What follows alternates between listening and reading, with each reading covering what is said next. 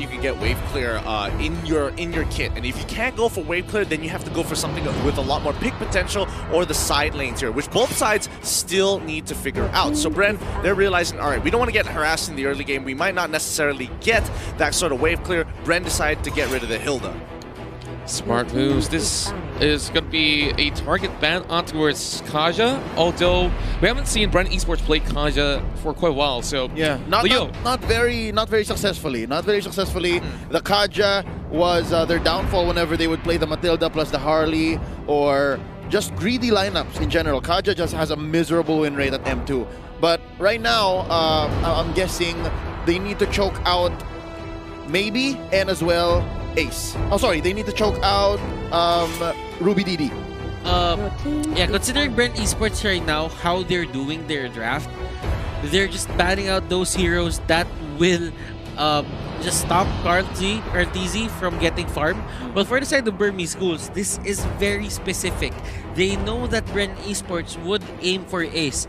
They know that they have to protect Ace at all costs. Now, Kaja is one of those picks that just makes a lot of sense. A Divine Judgment is going to take down a lot of people, especially this is going to be a big threat if Ace just goes to the front lines. What about the Jawhead here? Because Jawhead has not been banned at the moment and it's looking pretty good, and it possibly will be a point of contest.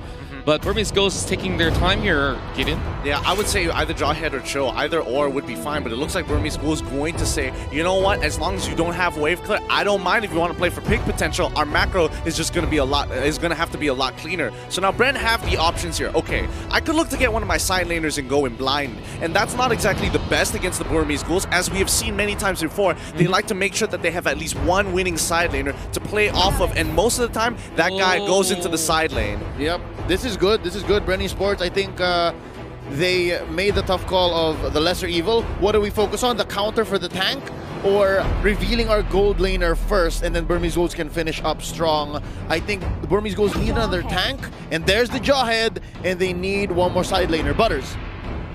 This could be... I'm actually lost for heroes right now in terms of the side of Burmese Ghouls. It seems like they just play everything in the meta.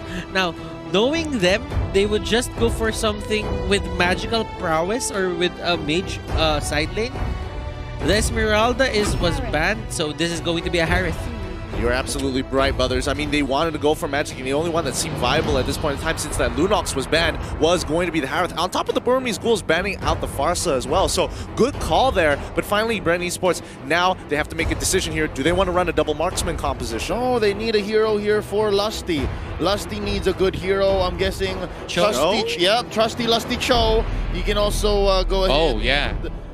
He was looking at Atlas the other day, so Atlas would be okay. Oh! Good call, good call. Lusty! That's on the house. I'm here till Monday. Oh, man. Oh, boy. Oh, boy. It's like a little birdie just tripped in your ear and say, okay, let's bring in the Fatal Links. Oh boy, I can't wait. I can't wait to see how this game is going to go. It's very team fight heavy. Both sides have a great way to kind of scale in towards this game. Pseudo counters on both sides. Though I will say that the Burmese Ghoul have a much more powerful level 4 in comparison to Bren here, who is going to require to have to set this fight up in the right place at the right time. Whether or not they're going to have that kind of pressure, different story. I agree. Bren Esports needs to know when to not give that turtle. They should be fighting for this, and I think both of these teams are ready. These two teams definitely are ready to take each other on. Are you on the Philippine side or are you on the Myanmar side? As Burmese Ghouls will be having this feed of a best of 7 against Bren Esports. We will find out who will be the grand champions after all of it. Starting from game number 1, we'll see how well will they adapt in the land of Dawn. It's your casters here on the desk. Butters, get in, as well as Leo. Welcome. All right, it's time to get the show on the road. And now, let's look at the lane assignments here, because it's very important that they get the counter matchups on either side. And it looks like the Baxia is going to be meeting up his boy, the Yu Zong, down in the EXP lane, while in the gold lane it's going to be Alice and the Harith. Bren going to be starting off on their purple buff, while maybe looking for the distraction. Ooh, this is maybe just looking for that ejector on the purple. He did take smart missiles, though. Oh, all right, so he's just going to try to steal, clear wave, bother them maybe. Going to be using the Cyclone Eye right on through. Flapteasy has lethal intentions, goes for the stun, misses. There's no damage here, but puts maybe at pretty low health. So yeah, that's the tank of Burmese Ghouls out of commission for now. I like the reaction of Flap just going in for that first kill, running over maybe. He forced maybe to use the flicker. There might be a pull yourself together on his side, but at least it goes down for a couple of minutes. I mean, interestingly enough, I'm looking at Flapteasy, I was thinking, maybe he's going so hard because he has the execute. I double check it. Boom, he's got the rejuvenate. So again, Bren is showing a lot of respect to the Burmese Ghouls, knowing that this is going to be all about that team fight. Yeah, Revitalize super important in this matchup. Like, you want to outlast the Yu Zhong, and you want to make sure you're putting as many marks and making it as hard as possible to sustain a team fight. Now, Karlteasy here has both of his buffs, so the initial thought of invading and making Karlteasy's life hard before the first turtle, the second minute of the game, is out the window for Burmese Ghouls. They have to find another way of attack. Now we can see up on top, Rebo here getting harassed a bit by Harith, and that is one of the things that the Harith can do. The flowing blood can be easily dodged by the Chrono Dash, so it's not gonna be a problem for him. Now Karl pulling that trigger on that Blazing Duet to clear the wave. Yep, he wants to try his best here to kind of just control the wave so that they have first priority on this turtle. You can see the rotations. Even Harith is heading, is making his way down towards that turtle fight, and this is going to be really big here because Burmese Ghouls, they've won so many of these just off of one turtle. This is Karlteasy going for the purple, and I do believe after Karlteasy pushes them off, they're going to go for this turtle. Now, that's Few going to be pushed in by Ruby DD. Oh, Karlteasy gets invaded in by Ruby DD, and that's going to be the turtle taken here by Ace, and there's not much Bren Esports can do. Flapteasy sure palms the Poison, but for so long, how can you survive this? Oh, he's still in it. That's a nice dash. He saves himself, and that's going to be just the first blood and the turtle. Oh wait, Burmese Ghouls, they're not going to force it. Instead, just going to go for a few hits on the first turret. Great save coming from View there. If he wasn't there, at least then he would be going down and giving another kill over to the Burmese Ghouls. But this is what BG kind of play for. First turn, get that extra gold, make things work. Oh, here we go. Butters, check it out. And look at this. The Unstoppable Force will be forced, but still maybe won't go for the engage. They don't have their ultimates, they don't have their spells, and they are just forced to back out. It was a bit of a, let's say, they're trying to just scare out Lusty to not follow them. What's happening here up on the top side? Looks like, I mean, both sides are kind of just eyeing for information, and especially Kid. There could have been an engagement there, but counting the numbers, 3 versus 2, not the best, so they have to pull back. They get some good damage onto Few for now, but how long can this last? Calamity Reaper being purchased by Ruby DD. Ooh, Mountain Shocker scouting out where the rest of Bren Esports are, and that's going to be Rebo. Just hit by 3. Smooth operator. Ruby DD is so far responsible for the 2 kills currently present for Burmese Ghouls. And Ace even stole the crab coin that Karlteasy was taking on that top lane with the Mountain Shocker. So things are going great for the side of Burmese Ghouls. Maybe looking low. Oh, that's the first pick off. Few gets it. And this is some redemption for Bren Esports. Like, they can at least take the purple. And yeah, we are about 5 minutes in for 30. 1,000 gold ahead. I mean, is it some? Because again, they're losing pressure across the map, and now Burmese Ghouls are looking to continuously attack, and they are destroying the shields. They've already completely cleared off the barriers coming in from that topside turret. Few, he gets on out of there. He doesn't want to, you know, put himself in any more danger than he already is. The Burmese Ghouls only up by 700 gold, but they could double this off of a single kill.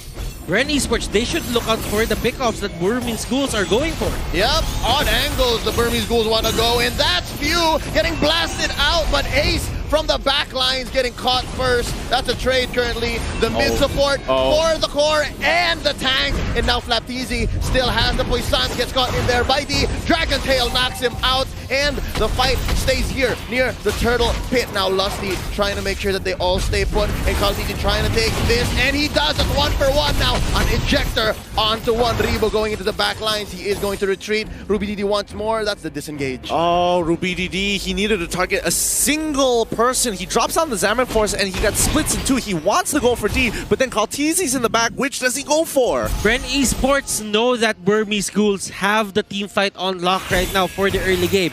What they are doing right now is this: they're trying to get the small victories. Get the turtle, don't overextend, do not engage him as much as possible. It's their time now. Just scale for a bit, wait for the proper timing to fight, and Bren Esports are doing it well. Can they get more though? Can they push this advantage that they have here? D needs to get out of there. Oh no, Rebo, he gets caught by the Imperial Justice. Great play coming in for the Burmese Ghouls, and a huge counter item here. Necklace of Durans just to stop the healing coming in from everybody on the side of Bren. And they want to go for another pick onto Lusty. Wrong place, wrong time. On the bottom lane, there is another kill on Flapteezy, and bodies are going down on the floor just because Burmese Ghouls, they really like these pickoffs. 3 fronts and 3 losses here for Bren Esports so far. Kaltiti looking for revenge. The bloodthirsty prodigy here gets one at least, shutting down RubyDD. Now the fight continues after taking this turret. That's D knocking him up. Gonna go for the Black Dragon form. This is a full bar of Sha energy, and now Kaltiti dueling with Ace. And there you go. The unstoppable force takes down the core. That's Claude destroyed here, Kid flickering out, and that's D finally shut down by Lusty. Currently 2-for-1. Bren Esports, they seem to be getting trumped by Burmese Ghouls at every turnstile. I think so far, I think it's just 2 mistakes, and that's why the Burmese Ghouls are only slightly ahead here.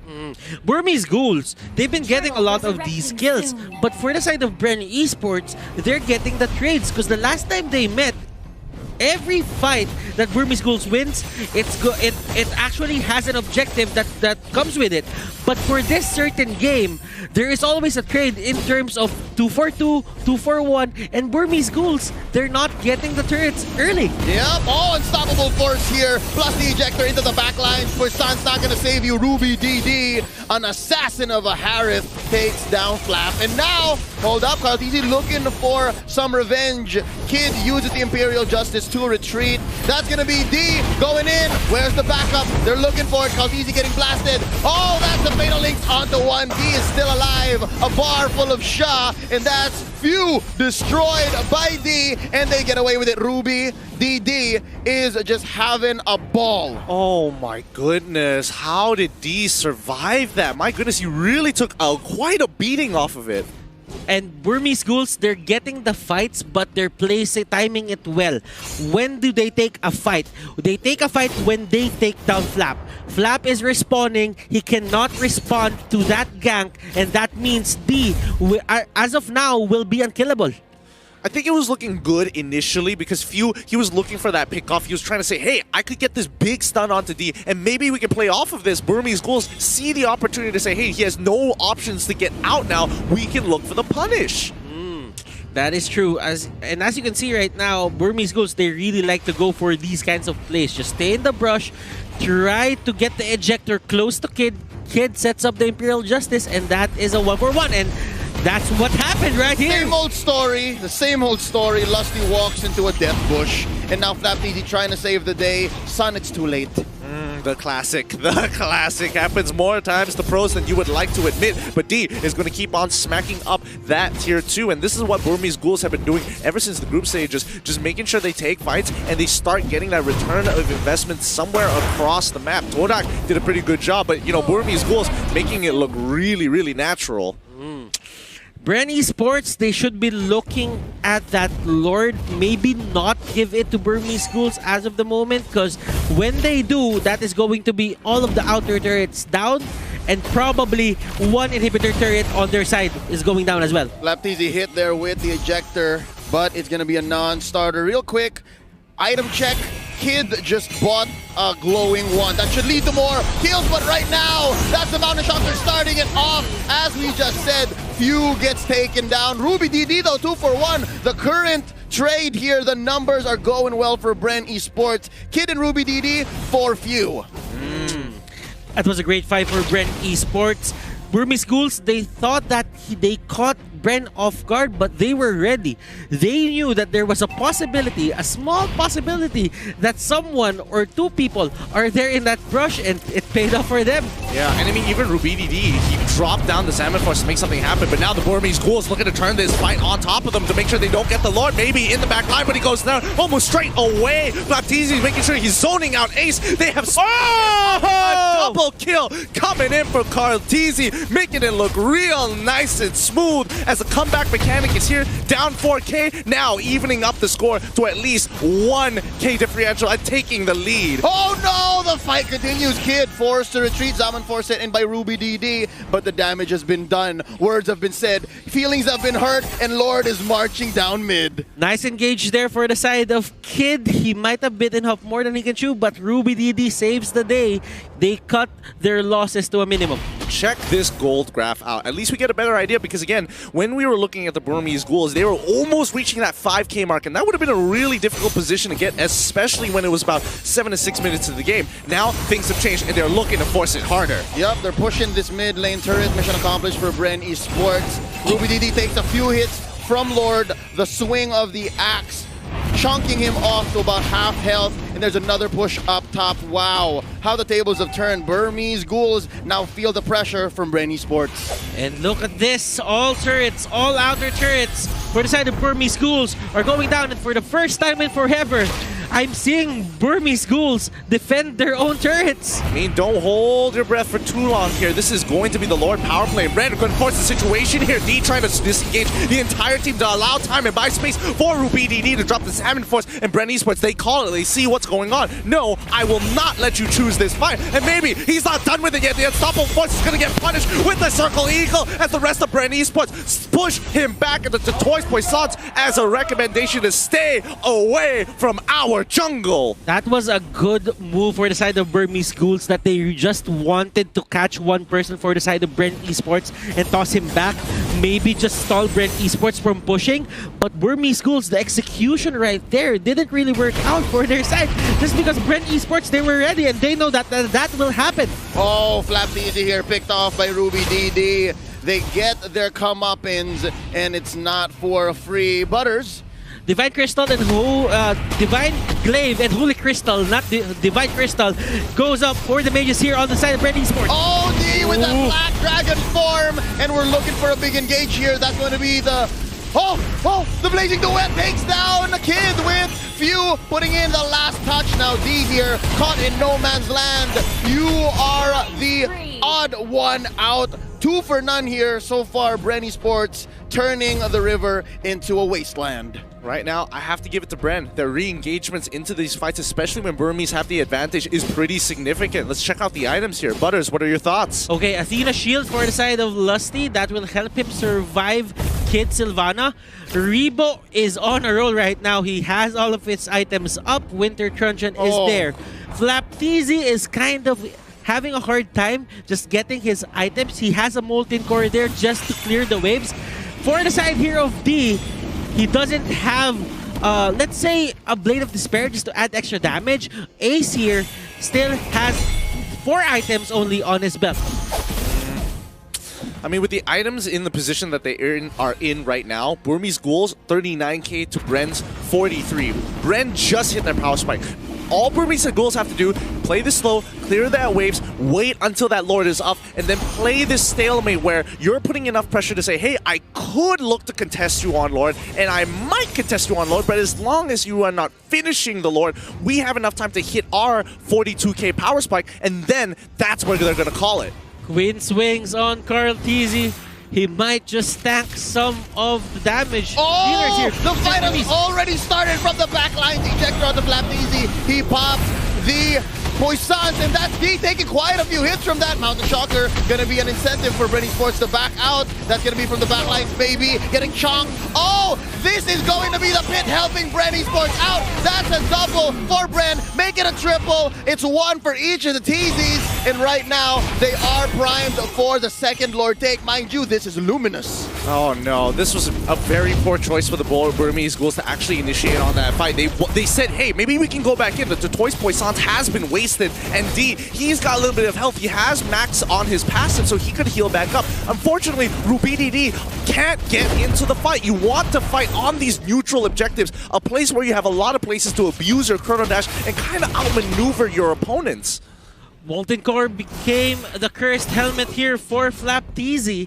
Carl TZ having a good time just roaming around the map, getting those stacks, and Dominance Eyes, Wind's Wings, Cursed Helmet. That is enough defense items to tank the damage that will come out from Burmese Ghouls. So that means as long as Flap TZ is getting item progression, there is going to be a lot more resources that will be put to him to take him down. I would totally agree here, and again, Burmese Ghouls have to choose the places that they fight in. They cannot go into these narrow corridors. They cannot afford to get hit by these big-ticket ultimates from Lusty. And if Rebo gets into that back line, sure, you have escape mechanics, but Kid needs to be the one to dictate where the place and time the fight is going to occur. And those are all tall orders because Bren Esports has the superior combat mobility. They can just say where the fight happens and they can force him, and right now that's what's happening here. Mountain Shocker to try and clear the waves, but it's too little too late. Lord already whacks away at that inhibitor turret. Ace at less than half health. That's going to be the push on bottom lane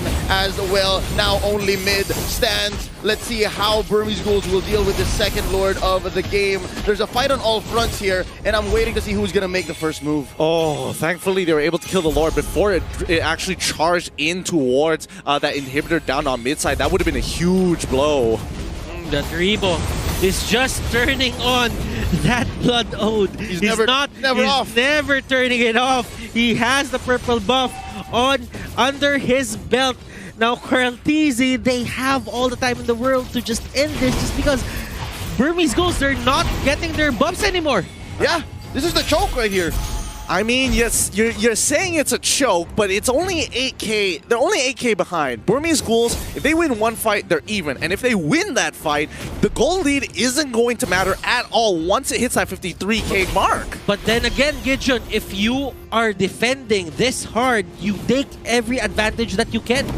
True, but that also means you have a safe way to farm. It goes both ways here. Bren need to find a way to catch the Burmese Ghouls off guard. And the Burmese Ghouls, if they get a little too antsy and they don't play disciplined and walk out and get punished for that mistake, Bren will end this game. There's going to be 92 more seconds, and Burmese Ghouls don't necessarily have to force anything. So far, these two teams have been acting like well-informed businessmen. They know the economy of their skills. They know what the timings are like. They know which heroes should be the priority. And right now, they know how much each buff costs. And that's what I'm trying to get at.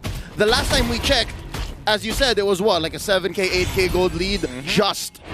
But that's because Bren Esports has been on the choke only about a rotation of buffs in, but now that's the second or third, and Burmese Ghouls, you see it, you feel that RubyDD, you feel that Ace, they're just not dealing as much damage.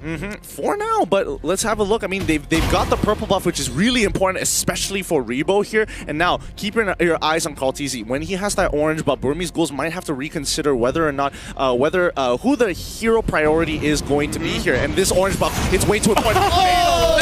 Pulls in two from the Burmese Ghouls, and the Mountain Shocker does come out, but maybe he's trying to zone out the rest. And Flap TZ, he doesn't mind taking that damage as he goes on forward, but RubyDD is going to be the next on the chopping block. He tries to dodge it around with his Admin Force, but it ain't going to be enough as maybe pulls backwards, and Kid, he can't do too much. He turns around with the Imperial Justice. Ace tries to go in and get the killing spree. He's got it down. Now it's a 1v3. He dodges right in between, sweeping and sliding, but Rebo finally joins the fight. This is looking pretty bad for the Burmese Ghouls, especially on game one, and Bren, they call it off, take their wins, and now they need to end this right here, right now. And this is going to be few. Try to do as much damage as possible. Maybe here gets gone out. Ace gets gone out as well. And look at this. The burst down won't be there, but that is not going to be the main objective as the base of Burmese Ghouls go down. That's game one taken here by Bren Esports. Chalk one up to the Filipinos, and Butters, how perfect you called the very last moments. This is a different Bren Esports. They don't need that game 1 pickup. Yeah, and of course, we're going to get back to quarters in a little bit. This is what you actually talked about much in the couple of all these series. They always lose game 1, and they are proving everybody wrong this time. They are picking First Blood. Yeah, more importantly, that First Blood, it really made quite